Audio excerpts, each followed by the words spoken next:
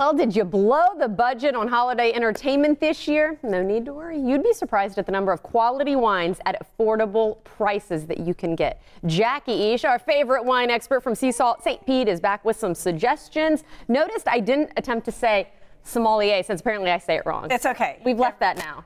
Don't worry about it. You're our wine expert. As long as we get the wine in the glass, you know, that's my theory. It doesn't matter what you tell me. And you know what?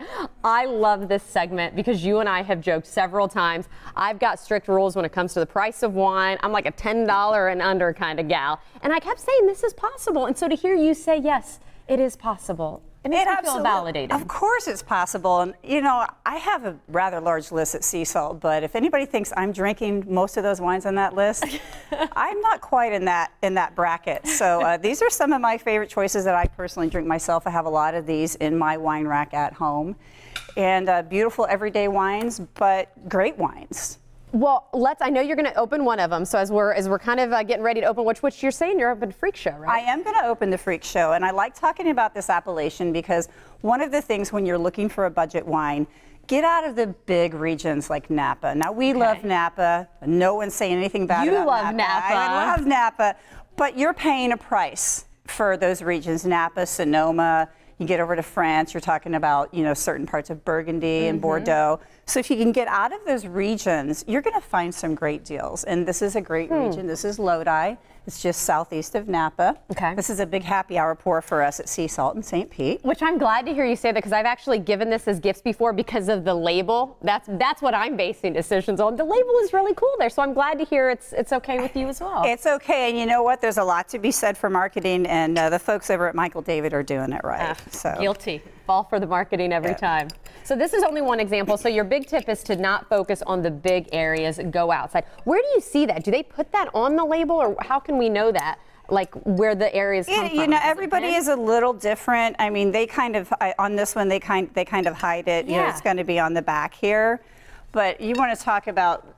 We'll come over here to Spain where we have the Garnacha, and again, it's all going to be. It's all on the back. It depends. Probably the easiest one to read that we have up here is our Tally Chardonnay, and this is San Luis Obispo. And this is still coastal fruit, beautiful, nice maritime influence. But it says Chardonnay, it says Arroyo Grande, and it tells you exactly where it is. This is. I was going to say, I like that this has it very specifically out there. And so maybe if it's an area you've never heard of, it's not necessarily a bad thing. It's going to be great for your budget. And there's this great little smartphone that we all have in our hands, and it helps us look up information. And I use my phone a lot, even in my business. When you're in the wine aisle? Are you doing some Googling, or what I do it at the wine aisle. I do it at work all the time. When something comes in front of me I'm not sure about, or something that I want to add to my list.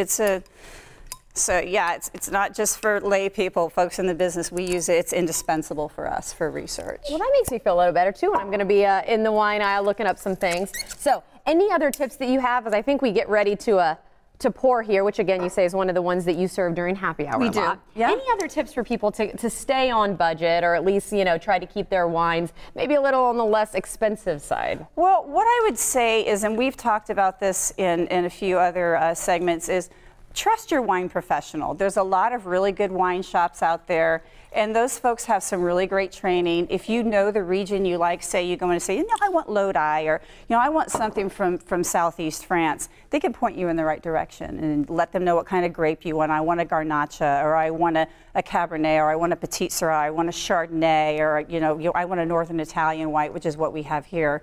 That's going to be invaluable to them to point you in the right direction for the flavor profile that's going to be good for you. Well, I was going to say, and I absolutely love my Spanish red, so that's kind of one thing that I do as well. But hearing it from Jackie always makes it more validating and more exciting. Jackie, thank you. Great segment as always. Cheers to that. Happy New Year.